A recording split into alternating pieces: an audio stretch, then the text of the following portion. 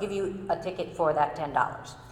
Today's rally is designed as after the old-time concept of stump speaking and is not a forum nor a debate. Each candidate will be allowed 5 minutes to introduce themselves and lay out their platform. An additional 5 minutes has been allotted for questions, which I will moderate. Time will be strictly observed by our timekeeper, Ms. Phoebe Spangler, in the back of the room. Will be time for both the stump speech and the Q&A session. If the candidates will look toward the back of the atrium where a green light will switch on, show them. Mr. Lewis, Pat Lewis.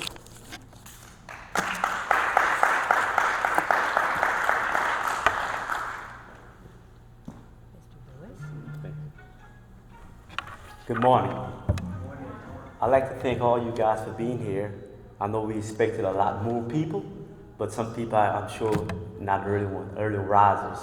And I'm one of those that's really not an early riser. But again, I like to continue serving the community and the constituent that I was elected to in 2016. When I first started my campaign in 2016, I started with a slogan, "We can do better together." And when you talk about we can do better together, it's not just an individual. I was the one that was running, I was campaigning. People were telling me that, oh, start your campaign, start it early, do this, do that. But I always did feel that you need to reach out to the community. And when I say we can do better together, that's what it's all about. It's not about Pat Lewis. It's not about one individual. It's about a group of people, a community. And I'm sure a lot of people heard or hear talk about it takes a village to raise a kid or raise someone. And that's what it's all about. When I decide to run, I say I want to make sure whenever there's a serious problem in the neighborhood that I want to get the community involved. And I did that successfully.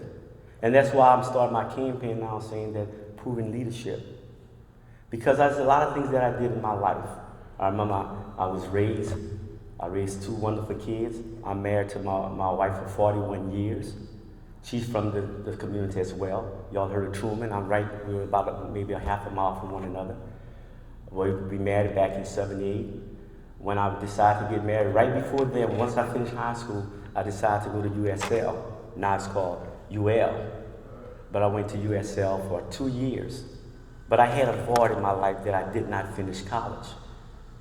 And I always did want to get into politics. But as you know, I fell in love in '78 and I married. So I put college away. But I started working in banking. In '78, really in '76, I started in banking. But I made banking work for me by paying my tuition to go to college. Then when I decided I had about 20 hours left, I looked for a job. Remember, I was at the bank. I was a supervisor. Proven leadership. I worked my way up from a teller to a supervisor.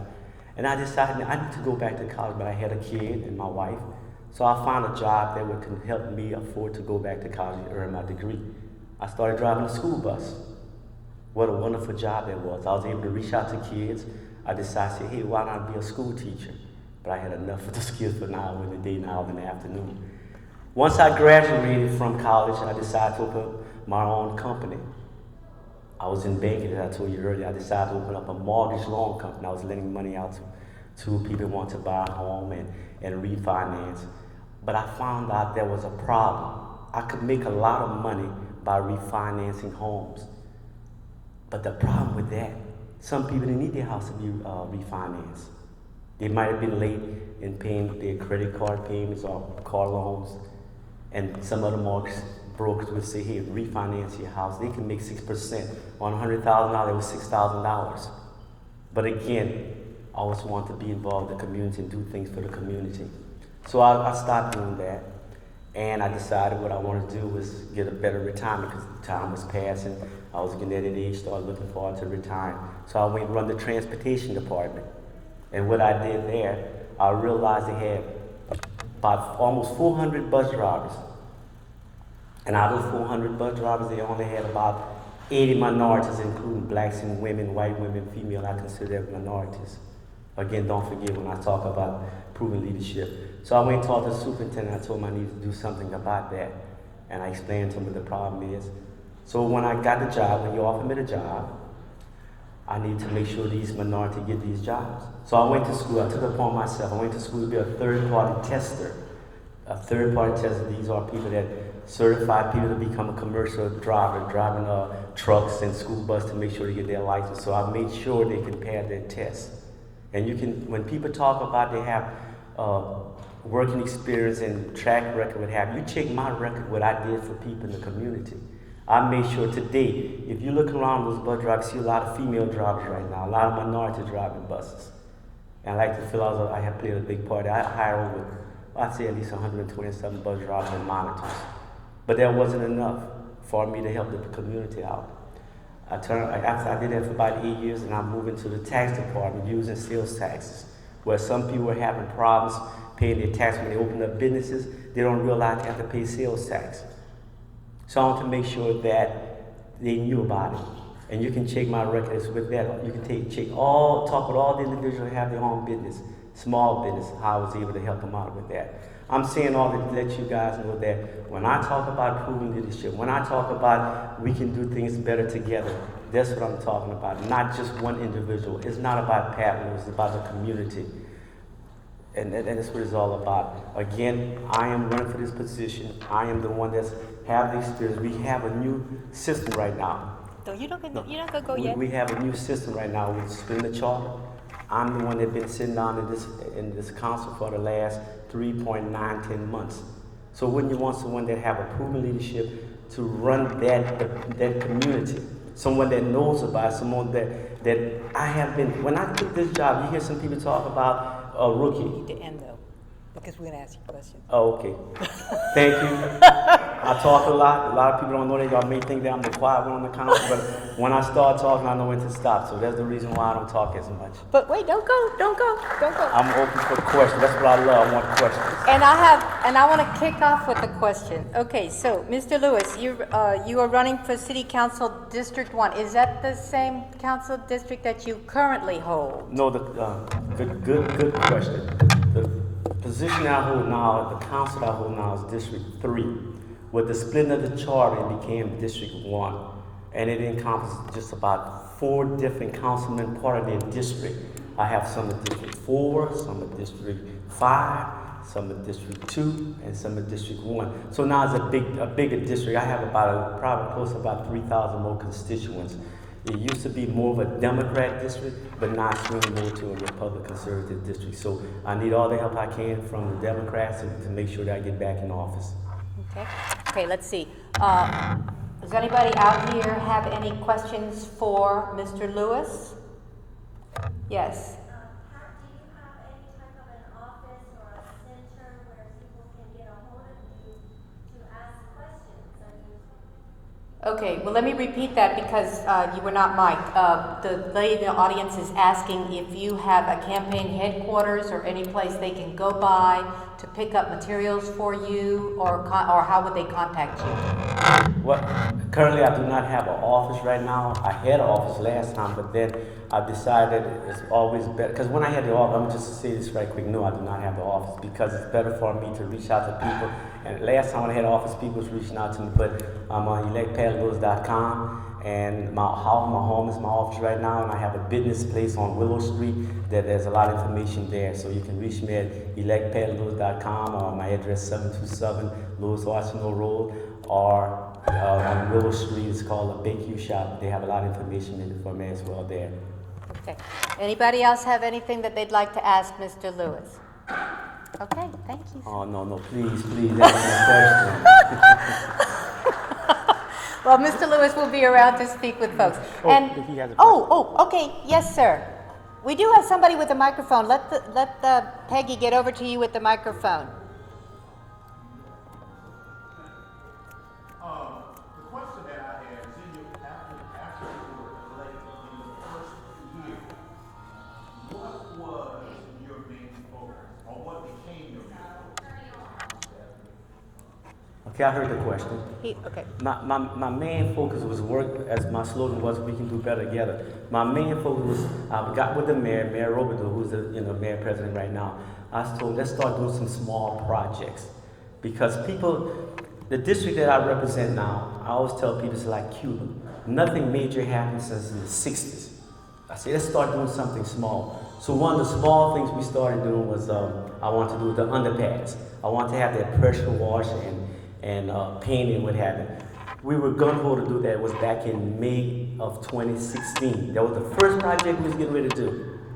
We had everything lined up. We had volunteers to paint the building, to paint the side walls of the underpass. We came to a halt because we didn't realize that the railroad station had some, railroad tracks had something to do with it. The university is a state highway. So we ran into a lot of difficulties. We had $50,000 earmarked to do something with the underpass. And the government moved slow. So Monday coming on May 9th, September 9th, we will finally begin to pressure wash the underpass and paint it. And the underpass on University will be closed for 2 months. So it took us that long to do that. But I believe, as I told the mayor president, let's do small projects. So I was able to put some speed lumps on some of the streets, some security cameras. I want to do small projects, just something small because I know government moves slow. So all these projects had been done or got done, the speed lumps, the security cameras, resurface of some roads, and I put in probably maybe $10 million more. I have a project that's ongoing right now, the apartment complex right there on Buchanan. That's a $32 million project. That never happened in the history of District 3. The last thing major thing that happened was that underpass I'm talking about that need to be redone. But there's a lot of things that I did put in the budget. The drainage situation on Walker Road, we're still working on that. That's another thing dealing with the railroad. There's a lot of things that was put in the budget that still, which my predecessor also put things in the budget. We're still trying to work on some of those things as well. Okay. One other question. You said that was the first project that you took on when you got in office. That was very What? and it took almost 3 years. 3 years, you think that's Yes. simple? No, Yeah. that's a small. You described it as a small project. Okay. Being privy to some of the meetings that have been going on since the campaign, I understand that there's a sidewalk program that was introduced or was being approached and has been ongoing for some 10, 15 years. Can you maybe help us understand why that has taken so long? Because it's sidewalks and it is important. When you say side walls or sidewalks? No, sidewalks downtown and surrounding areas. Well, you see that when you talk about the sidewalks downtown, you have to understand anything about sidewalks. That's what a lot of people don't understand when I talk about small projects, because you have to start small to move things forward.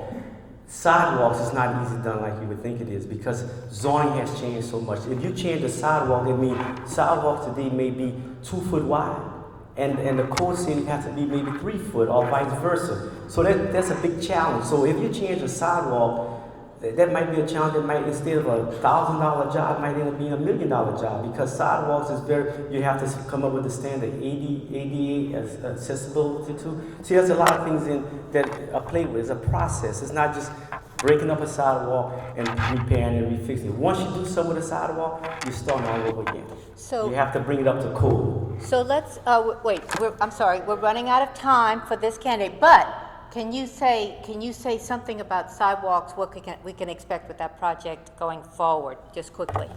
Well, going forward, we have to meet the code. We have to, as a process, there's a code for especially downtown with the sidewalks. They have to come up to standards. So that's all I can tell you right there. And it's not cheap, it's expensive. And everybody watching the money. Thank you. Thank you. Okay, Thank you. Marianne, okay. Thank you. There was one sponsor that I failed to acknowledge, and that is AOC Community Media. They are here recording this, so let's hear it for AOC Community Media. As well, because AOC is Community Media is here, the reach of your presentations will go well beyond this room. Okay, so just keep that in mind. So because of that, I don't mean to be mean, but I will hold y'all to your times as I tried to hold Mr. Lewis. Thank you, Pat. Okay.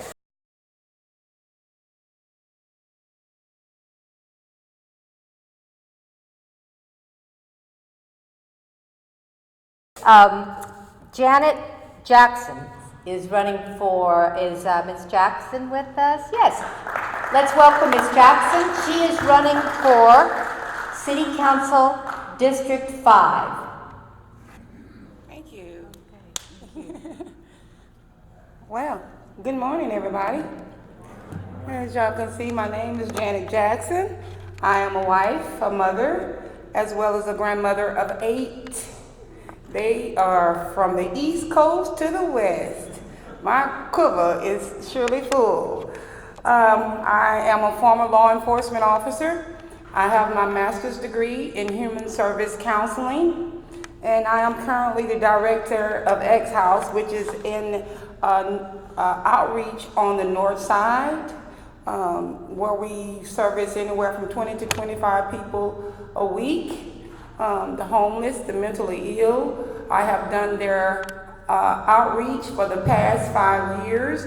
It's been one of the largest in Acadiana that was coordinated by myself. And I just thank God for Him opening the door for me to be a participant in their life and their growth and their transformation. I was awarded the Women of Excellence Award for the nonprofit sector in 2017 and the Jamal Smiles Award in 2018 for providing safe mentorship to the children in our neighborhood. I am running for your next City Council District 5 because of the call of God that's been placed on my life to help turn this district around. And just like Mr. Lewis said earlier, we're better together. On yesterday, I was having a conversation, and one of the things I asked someone that had questioned me, they questioned me about violence, and one of the things I was able to tell them, we have to stop it. It just can no longer be a slogan. It's got to be something that we, as a people, work together on. I don't have the answers. I'm not standing behind this pulpit because I have the answers, but we can rally together, we can come up with an answer that can be progressive and that can help move us forward. So that's one of the things I wanted to make sure I mentioned. One of the first things I want to do is stop the economic vortex. Everybody talking about drainage. I'm sure drainage in the streets. But for District 5, we have drainage in our funds to other districts that should not be moving. But I will fight to keep those funds in our district by whatever cost. We need to lower the crime rate by improving public safety. Work with and support neighborhood groups. Somebody asked me, how are you going to stop it? I can't stop it, but we can work together to stop it. Just last Sunday, I was in Harmon Park, and there was a group of guys sitting out, so I engaged them, and they began to tell me that they just started meeting out there. All of a sudden, it turned into something more meaningful, where they started a group, Stop the Violence, and that's what it's going to take. That's what it's going to take for crime. If we're looking for pretty over crime, when it comes from me, it's not going to happen. My first agenda is to lower the crime rate. Because without lowering the crime rate, we're not going to have good schools in our area, and we're not going to make much for good businesses. If you look around and you ride through town, Mall Street, you can clearly see that people are moving out, businesses are moving out almost every week. It's breaking my heart, even now, to just talk about it.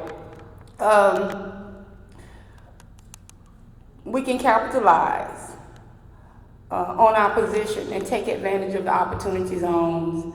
And I see a couple of people here that's running for office that's big on opportunity zones.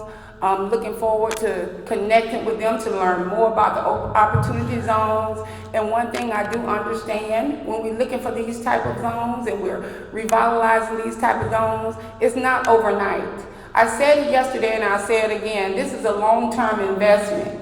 The people that's pursuing opportunity zones, they have a vision. They know that not only is this going to be good for the district, but it's going to be generational. It's going to be good for our children and our grandchildren, to make them have a desire to want to stay here in Lafayette. We can revitalize the north side We gotta do something to the Northgate Mall. It seems like it's the popular thing to talk about. I'm sure it is. It's election time, huh? But we need to do something with the Northgate Mall. Like I said, you may have the vision for it. Just because I'm standing behind this platform, that doesn't mean I'm not open to hear what you have to say. So that's how we're gonna get the work done. We're better together, as Mr. Lewis can say. I'm not trying to steal your word, Mr. Lewis, but I really believe in that. We can bring more retail businesses to the downtown area. Yes, we can bring more retail businesses to the downtown area, and we can beautify our throughway. So, I have one more. Can I finish it? And I plan on working closely with the school board. I probably should have ran for the school board, but that's a passion of mine too. And my constituents to find a bridge or a solution for our at-risk youth. Okay, well, don't go anywhere yet. Yes, ma'am. Okay, so does anybody, thank you, Ms. Jackson. Yes, ma'am, Okay, thank you. now, does anybody have a question for Ms. Jackson? Peggy's got the microphone. Would you bring it to this lady over here? And your time is starting again with the lights over there. Okay. Greetings, everybody. I'm not running for office. I'm a voter. Yes, ma'am. Okay, I've been to a number of these events where politicians are promising jobs and fixing this and fixing that. Well, I went over to the Northgate Mall to try to rent a facility over there, only to learn that it's empty because it's a tax write-off for the owners. I hear politicians saying, well, we're going to bring jobs back to Bring it a Lafayette. little bit further. There you go. However, no one can explain to me how the 391 jobs left Walmart, and those people are disenfranchised. I had lunch sitting with a group of them the other day, feeling that they've been betrayed not only by the people of Walmart, but the government. So I want to know, not only from you, but from all the other politicians, how you going to fix that? Got all those empty buildings. Go ahead. Yes, ma'am, that's a very good question.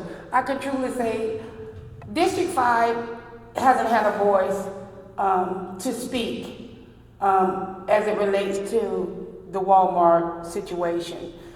But I can assure you, I'm a better public servant than I am a politician. That work is being done to bring work back into that building. There's different organizations that I've talked to that have their eye on Walmart. It's a big box project. So I don't foresee it being too much longer before something is happening again in that building. And my job on my watch, ma'am, and you can follow me, Janet Jackson, Lafayette City Council. My job on my watch is to fight for the funding and the jobs that's already here to stay here and to begin to prosper. And we have a plan for that. But I cannot speak to you on the situation, what has already happened. It's grievous to everybody. Okay, thank you. Now we have another question here on the floor. Right, oh, I'm sorry, we'll come back over to this side, okay? Keep your questions concise so the candidates will have enough time to respond to you adequately. Thank you. Okay, my question has to do with the street that's right outside where we came to this particular building. For a while, it has been in disrepair. Now it's almost crumbling. Is that something that you as a city council person in District 5 can take care of, or is it someone else? Well, actually, infrastructure is on one of my priorities. Mr. Reese, I don't have all the answers, but we are rallying together to get all those answers because we realize there's been promises made throughout the years that these streets and Moss Street and all these streets will be taken care of. However, that's going to have to be something that we deal with in the beginning because it's a process. It takes time. But I believe that if I begin the process, I may not be in office when it's finished, but it'll keep rolling on. But we have to start the process. Okay, we'll take it to the infrastructure. And that's creating jobs right there. So when you do have the opportunity for new things, roads, new buildings to be built, would you see that minorities have a shot at getting those contracts? Absolutely. And I say that because we can do whatever we want to do. And I'm glad you said that, because just recently I was in a meeting, and it was at the airport, Lafayette Airport, talking about jobs and minority. And we had a discussion about aviation. And there is a lack of pilots, black pilots, specifically women pilots, and almost none. So I'm on a mission to encourage some of our women, whatever the race, I'm about diversity, to let's take off, because the most difficult thing, he said, we have to learn is a little bit of algebra and a little bit of geometry. I love algebra and geometry. So I just might be up in the air on y'all if I don't get this seat. Either way, I'm winning. We have about 30 seconds left. I want to clarify. Well, let me just clarify that Ms. Jackson is running for City Council. Yes, ma'am. District 5, Yes, right? ma'am. Okay. I know there's going to be a little bit of confusion as we come into the election here. Well, we're out of time for Ms. Jackson. We do. I'm sorry. Yes, we do have maps over here. If anyone would like to look at the maps. Okay, well, we do have maps. We'll pull them out if you need to look at them, but that might be an issue for some folks as we go into the election. So make sure, candidates, when you're speaking to your potential constituency, that you have them understand where they're going to run and how they're going to vote. Thank you.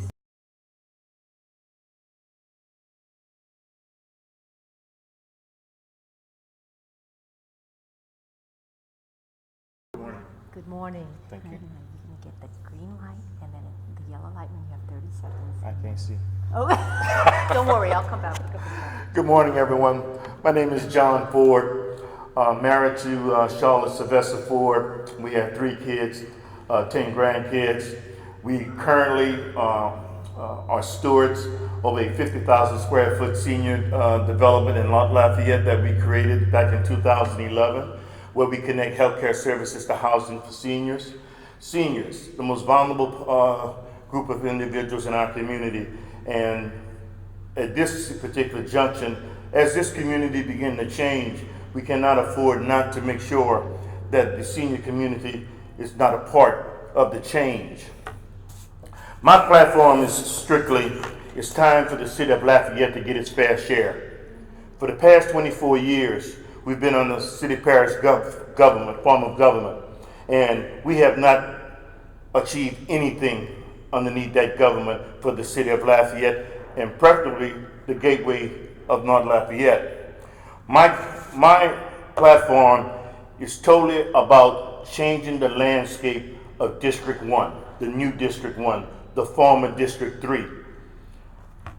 We have some serious issues in this district, from violent crime, poor housing, poor infrastructure, 350,000 square feet of empty retail space, a tax base that does not service all of the city, districts of the city, and a parish council that totally neglected the needs of all of its citizens. I'm here to change that. We must change the way city government operates. We must change how we look at the city of Lafayette in its totality. I want to build the city of Lafayette from the bottom of the north side to the downtown areas to our all center. We will create a job base for our people when we look at the redevelopment of the city in its totality. When I look at crime, crime is a product of poverty. If we do not address the poverty in our community, we will not address the crime in our community. We can no longer have a community of the haves and the have-nots. And the haves need to become more compassionate about the have-nots. That's how you change a community. Our educational system, all of the schools in the north, in District 1, failing schools, D's and F schools. How do we change that? Early childhood development should be priority in our communities. Another way that we change it, we look at how we train our teachers. Our teachers aren't getting the proper training that they need to deal with the young people that's coming up in our school systems today. A young teacher coming out of college, going into a classroom, the minute she's called out of her name, she don't know how to address it. We have to help them to be able to understand the demographic of kids and where they come from and how to relate to them. Mental health. Mental health is a serious issue that we're not addressing in our school system. Okay? So we have so many issues that we refuse to address that we need to be addressing. I want to be a light for those issues that we have in our community where we all come together and understand we all are one. We all are one. Black, white, green, blues, no matter what the color of your skin, we still one people. And as one people, we have to begin to understand that we have to care for each other. I'm not going to sit here and say to you what I'm going to do, but what I will say to you, what we can do, I will be a component of supporting what we want as a community. No one individual can go into city government and believe that he can change anything. The good old boy system is a system that you just don't break with one person and overnight. And the disinvestment that we've had in this community for the past 40 years did not happen overnight. So it's going to take some time. We talk about the Walmart situation. I've been a proponent of the redevelopment of that mall and currently speaking to Walmart about an opportunity to take that facility and create 200 jobs. We're talking about training black farmers how to grow the new cash crop, industrial hemp, where we're going to provide 200 jobs at that location and 300 ancillary jobs. So I have a plan for Walmart. I have a plan for North Lafayette. I'm not talking about what I'm going to do. I've invested in North Lafayette. My wife and I, we built the $8 million complex. We bought property, didn't even know how we were going to develop it, but we found a way and we raised $8 million to build that complex. I'm a doer. I don't like to talk about what I'm going to do. If I'm elected, I'm going to do, and I'm going to do what the people want me to do. I am a servant. I provide over 1 million hours of service to the elderly community and youth. Thank you guys for allowing me this opportunity. But don't go anywhere. No, I'm not going anywhere. Okay. All right, and again, you are running for City Council District 1, That's correct? correct. That's okay. correct. So, do we have any questions for Mr. Ford? Peggy? And just make sure that you hold it so you don't get a lot of feedback, okay? Again, I'm a voter. Yes. Okay, so I just very attentive what people say. Yes. But more importantly, I hear what you don't say. Okay. And that's where the real conversation exists. Okay, we're gonna be just talking about the Walmart. KFC has opened 6 new branches and have not been made accountable for the blighted building that they have left on the Walmart parking lot. Okay, Federal Express just opened a hub. I used to be operations manager. And when they move a hub into a neighborhood, their expectation is for that neighborhood to grow. So I want to know what, as an elected official, and this is again for all the questions for the elected official, what groups are you going to get together to actively go out and seek new businesses to come to the north side? Okay, my brother and I are opening a business where we snipped barbershop is. Okay, but it should take government to lead and to tell people this is what we can do for you. And I'm just making a statement. That's our expectation. What can you do for us? Well, first of all, government is not in the business of putting people into business. No. Okay? Government's responsibility is to make sure that our infrastructure and those things that support our businesses are in place. And that's one of the biggest problems that we have in North Lafayette is the infrastructure has crumbled. Okay? And talking about the service road here and on the opposite side, that's where we're going to begin. Infrastructure and making sure that we preserve that corner at 49 and Willow. That is going to be the new focal point of North Lafayette. If we're going to redevelop North Lafayette, we have to look at that intersection as the footprint that we're going to develop. The old Royal Inn Hotel, one of the biggest blighted piece of property right next to Cook and Chenier and zoning. Okay, hey, my plan is to build a new convention hotel there at that particular location. I'm speaking to a couple of hotel companies right now to discuss that possibility. So, which will then help businesses like yourself and maybe have other people look into that KFC as a possibility. I am a businessman. I am pro-business, okay? And as a African American community, I'm going to speak to the African Americans right now, my non-minority group. We have to begin to invest in our own selves. We have to be, like you're getting ready to invest in your business, we have to get more people engaged and help them to understand that not only do you hunt for a job, we got to teach them how to create jobs. Okay, and we cannot continue to depend on the non-minorities to come and change our community. We have to change our community. We have to be the starting point. We can no longer sit on the nail and act as if we don't feel the pains in our hinds. Okay, let's get off the nail. Let's change the way we look at our own community, and then we can move forward and we can grow our community for our kids and our grandkids. Very good. Okay. Be concise so he'll have time to answer. He's got great answers. To crime and the youth, would you think reinstating some of work programs for the age 14 to 21 would help out with that? Crime, right? I would think any program for our youth can help that situation. I come from a family that was plagued with drugs and alcohol. I'm a 30-year recovering drug addict myself. So I'm hope for the young people that want to be able to turn their lives around. We can help them to do that, but we got to stand up and stop acting as if we have never been nowhere in life. Okay? We're holding our kids to a standard and we don't want them to have an opportunity. Hey, the only way our kids is going to grow, they have to fall. Okay, in order to be successful, they have to fall and learn how to get up and continue to travel on the tracks that they choose to travel into success. So any program that we can put together, hey, for our youth will help. Okay, thank you. Wait, don't go yet. Anybody else? We have time for one more question. Right here. Okay, right here. We'll see if we can get to the back. Okay. I'm sorry, I didn't hear whether you were from Lafayette or you grew up in Lafayette. I am from Lafayette. Okay. I've been here over 50 years. Okay. Okay. So in the 50 years that you've been here, what have been some of the, say, ideas that you've had concerning our youth and some of the things you spoke of that's actually being implemented? Well, I have been a proponent in the drug recovery industry for a long time. As I said to you, I come from a very dysfunctional family.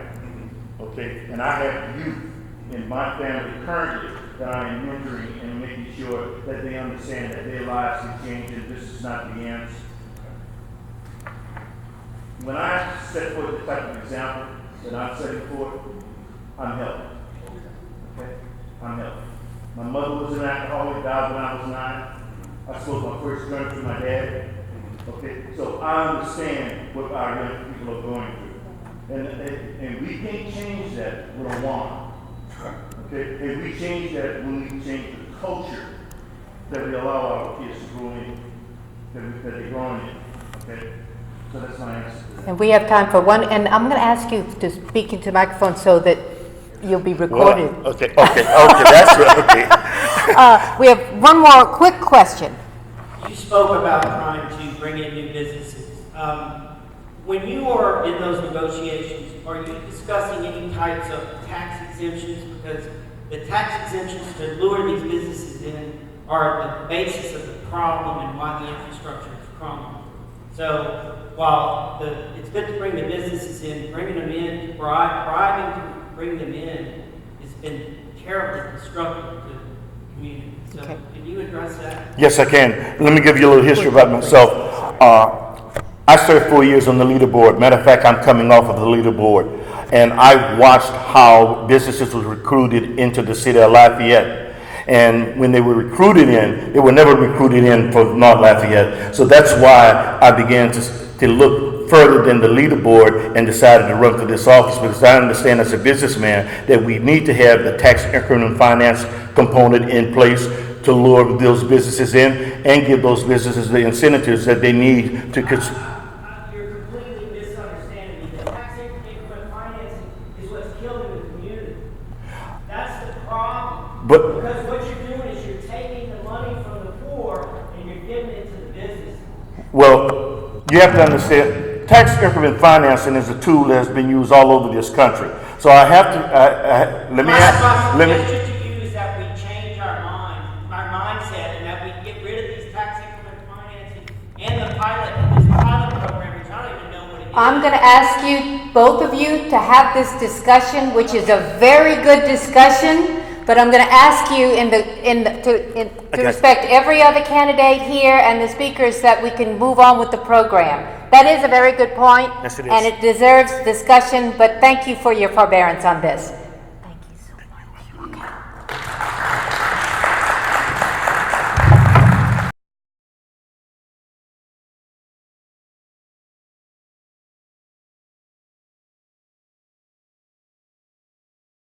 Candidate today for City Parish President, Reverend Harvin.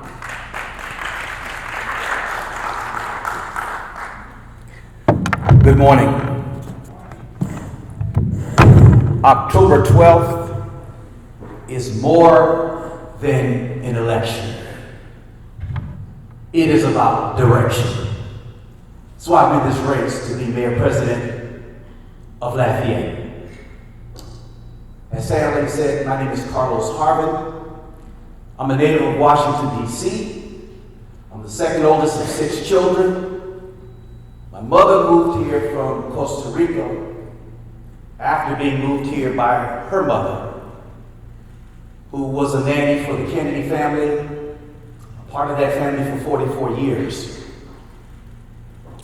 My mother went and ran for city council in Broward County, Fort Lauderdale, Florida. By her example, my father's example, who was the first black immigration inspector assigned at the Port of Miami, I saw 2 parents who taught 6 children that if you want to get ahead in life, first of all, don't make excuses. And secondly, there are times you're going to have to work twice as hard as someone else to get the same results. So I saw an example of 2 parents pushing us to do well in school. I went to schools in Miami, Florida, San Juan, Puerto Rico, y todos mis amigos que se hablan español, yo quiero ser su alcalde presidente para la ciudad de Lafayette. I believe in diversity. I will represent all the people of Lafayette. And because growing up, I've lived in white neighborhoods, black neighborhoods, from Liberty City in Miami, San Juan, Puerto Rico, Fort Lauderdale, Florida, Washington, D.C. I've grown up living with many races and cultural groups. And what I've come to understand is that we may have all gotten here by different ships, but we're all in the same boat now.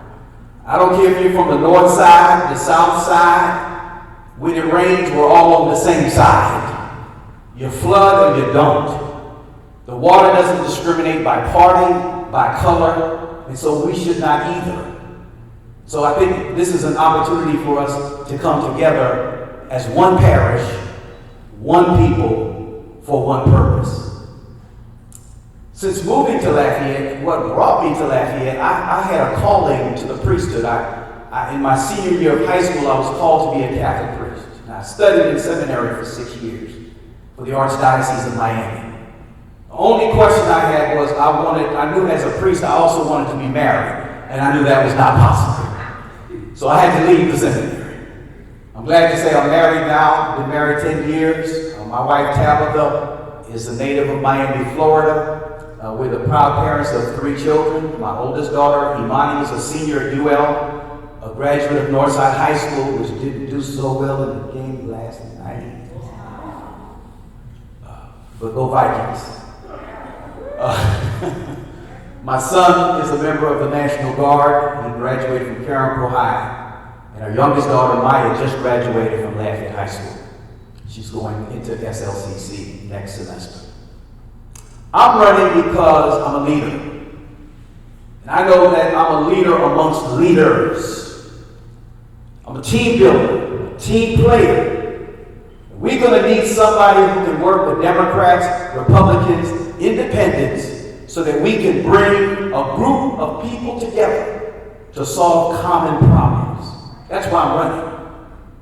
I believe that when God called me to do this, just like I was called into the ministry, I'm a man who goes for something after I've been called to do so. And that's how I got in this race. Friends with Mayor Joe Robideau. In fact, I voted for him in the last election. I've prayed with the mayor in his office, with other pastors.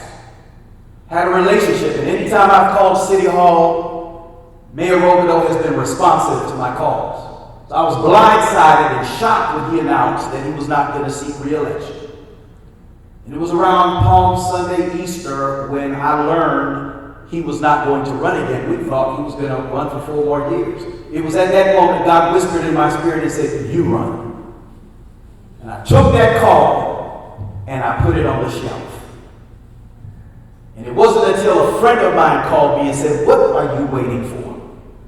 Why haven't you put your name in to run for mayor for Lafayette?" And that fire just welled up on the inside, and that's when I jumped in the race. So I will continue to do for Lafayette as mayor president what I've done when I worked for Goodwill Industries, when I worked for Lafayette Consolidated Government with the Workforce Investment Board, when I worked for the Evangeline Area Council, Boy Scouts of America, when I worked for United Way of Acadiana, and most recently working for SLCC as a business development officer.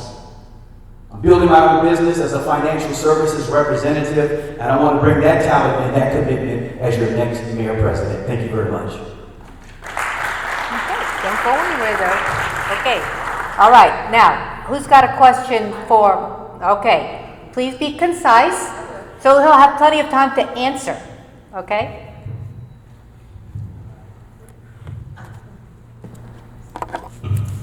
Guys can tell I can't sing, so I hold mine. I want to know exactly what you think. Okay, thank you. Great question. I've got a 5-point platform.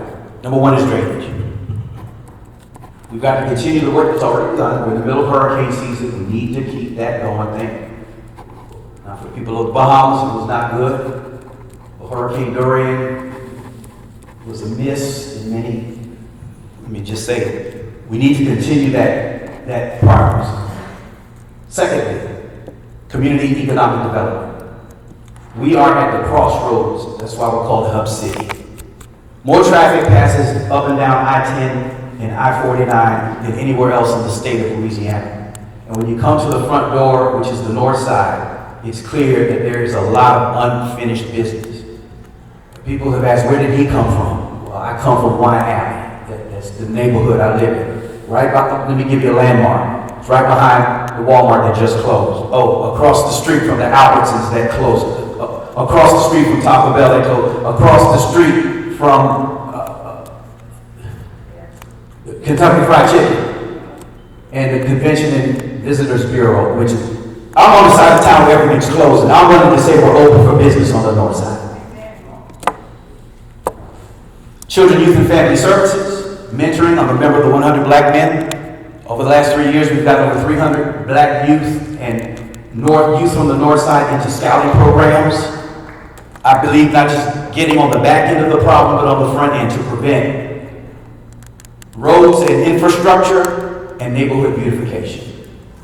Good, thank you. Let's see if there's anybody else. Anybody else have a question? Yes. Almost the same question that I asked Brother John. Will you, as mayor, reinstate the young adult programs for, our youth, so they can be beneficiaries, they can benefit from this community as far as working positions? Because I think if you reinstate those things, as I was a youth at one time, I wanted those opportunities. I I think something like that should be reinstated because if the youngsters, as we call them, have something to do, it'll be less crime. So would you, as mayor, reinstate that? Great question, absolutely. There's a such thing called a school to prison pipeline based on how black boys do in the 3rd grade. They build that number of prison cells because that's when black youth begin to disengage from the school system. And I was talking with one of our school board reps here today. He's my school board rep, Elroy Broussard, who's here with us today. And I will definitely institute a program that's going to help get our youth out of trouble. I was a substitute teacher for a while at Lafayette Middle School. And there were times to get control of my classroom, I had to stop teaching. I had to get my phone and put the parent on speakerphone. And that, and do a pop-up on Saturday mornings at the homes of some of my students. Once I connected with those parents, I had no problems in my classroom. So the PTA, PTO, the parent-teacher partnership, that's something that we need for in-school youth and those youth that have dropped out. We need some of the programs. I want to commend Earl LeBlanc and his program, Athletes for Christ. My church and 9 other churches joined the basketball league. And we went up to Country Acres and in the hood got young men to join these basketball teams so that we could get them off the street. And we used gyms like Progressive, the Domain Center. We had trouble getting gyms, but as mayor president with the Department of Parks and Rec, I'll make sure that a sports program, which before they could even get on the basketball court, they did a Bible study, they did character development, they learned how to resolve conflict without violence. So I think we need mentoring programs, and we need programs that are going to move our youth in the right direction. We have time for another question. An unusual question, but to more or less open up or spell some rumblings that are going around. Your thoughts on science in the classrooms? We need to know, I'm not quite sure what the question. Like biology in the classroom, right? Mm-hmm. Yes. Mm-hmm. Yes, we need that. Okay, all right. We have, if we have a quick question, okay, all right. Thank you.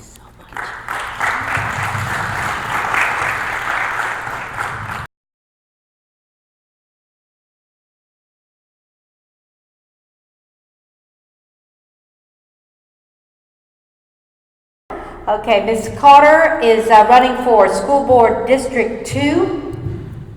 Okay. Do you want this on here? Yeah. Okay. Okay. Good morning. Thank all of you for coming out.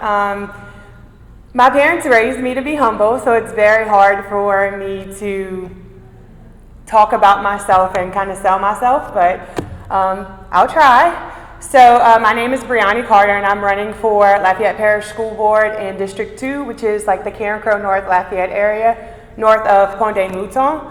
I'm the daughter of John High C. Carter and Patrice Pierre. I have 2 brothers, Jaquel Carter and Jacardi Carter, who is currently the head football coach at LCA. I graduated from UL 2 times. I have a bachelor's degree in elementary education and a master's degree in educational leadership.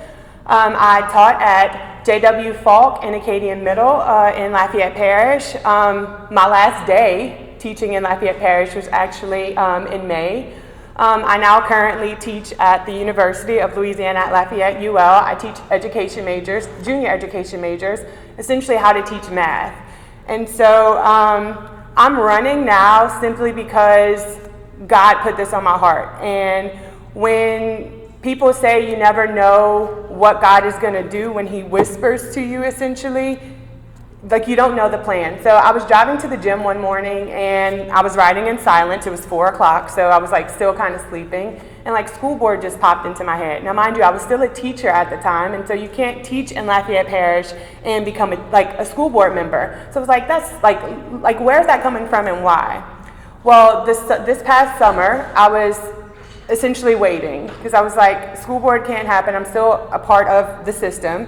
Well, the UL job just came up like out of nowhere because my career goals were to be a superintendent. Like I was going to continue in education all the way. Well, when the UL job came open and I received it, I was like, well, school board is definitely what I can do. And the reason I'm shifting from like becoming a superintendent and moving to being a school board member is because I realized the policies in education impact what an educator can do in the classroom. And there's a lot of red tape and a lot of people talking about their hands being tied when it comes to what can be done in the classroom. And I want to be a part of untying those hands and doing what's best for the children. I understand best practices in education. I understand children. I understand all children and the need for diversity. And I want to be able to do that on the school board.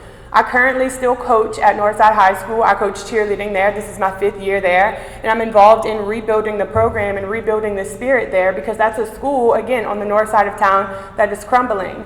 I did work at Acadian Middle, which is in District 2 where I'm running, and I've lived there for over 20 years. I am old enough to run for this. I know I look young, but I'm old enough to run for the school board seat.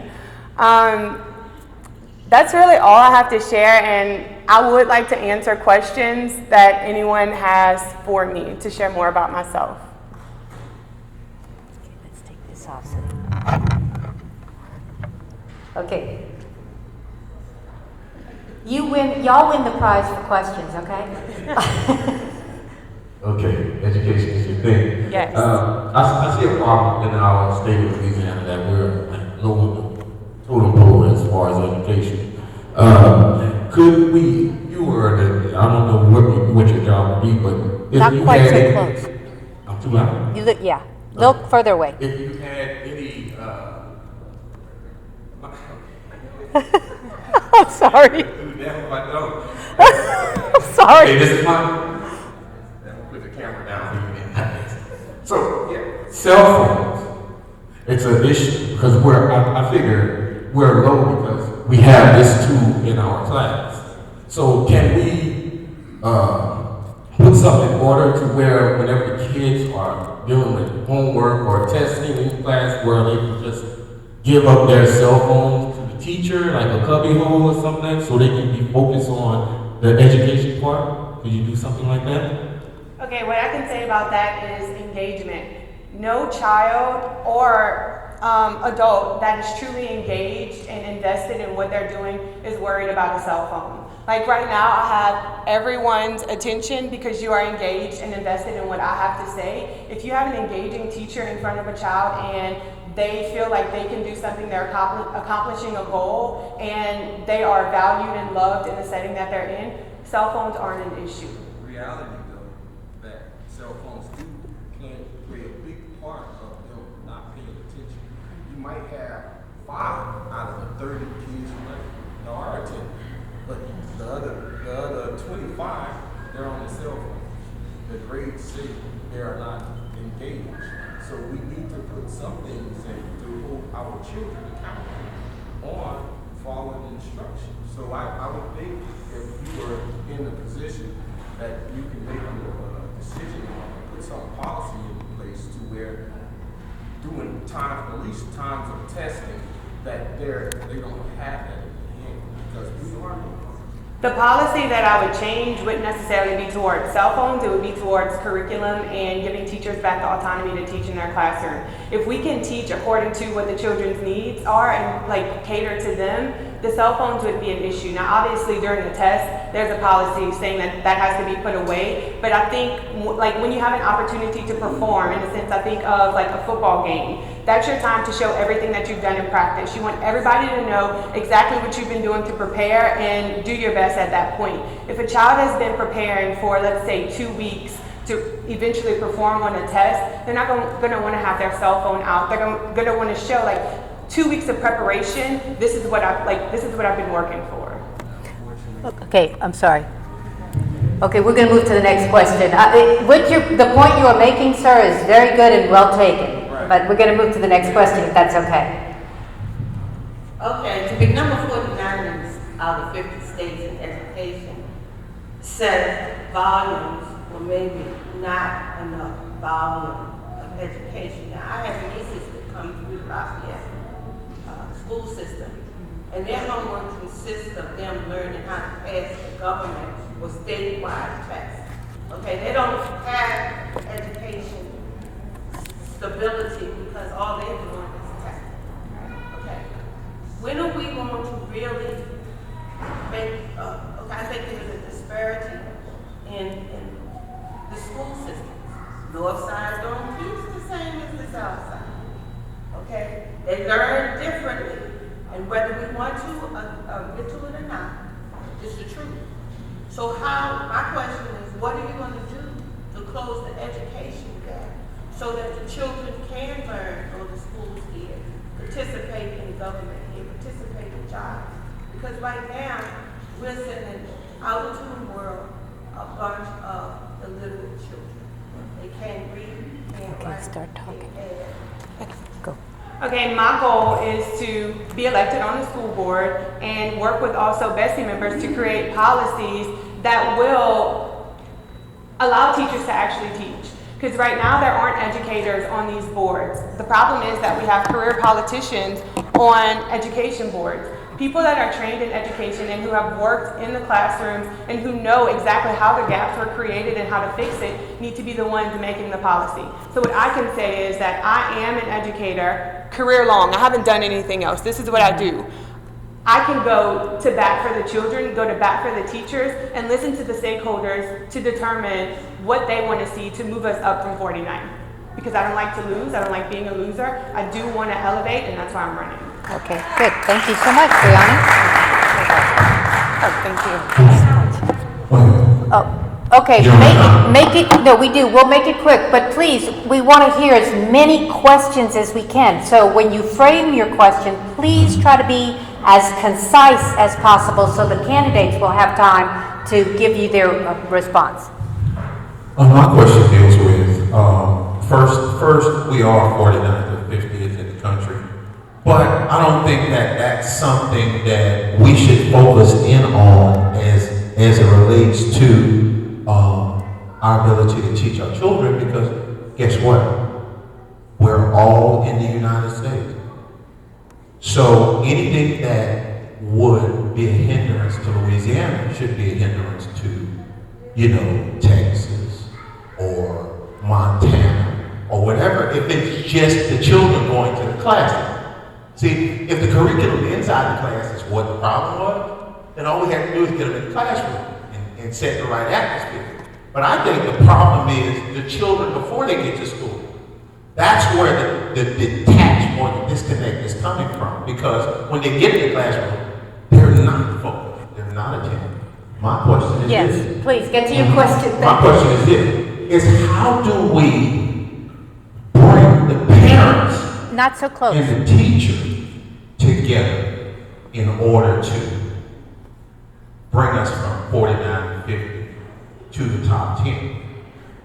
Okay. I think we first figure out why the parents aren't there. There's a gap, figure out why they aren't there. In certain places, the parents aren't there because of their educational experiences and the fear that they had from being students. So we figure out if we need to go to them, if we need to educate them in any way, what do we need to do to make the parents feel comfortable enough to come to us? I didn't have many issues with parents connecting with me because I built a relationship with them from the beginning. And so I plan to do the same thing with the people in the community, which I have already done through the service prior to running for public office. But I think continuing that work and with the amazing people in here all working together with the Bessie Board and the city government to engage everyone in education, because a teacher and an educator shapes every one of you, and they're going to shape every other person in this community. And I feel like we need to put that first and foremost above anything else. Okay. Thank you. Thank you so much. Thank you so much.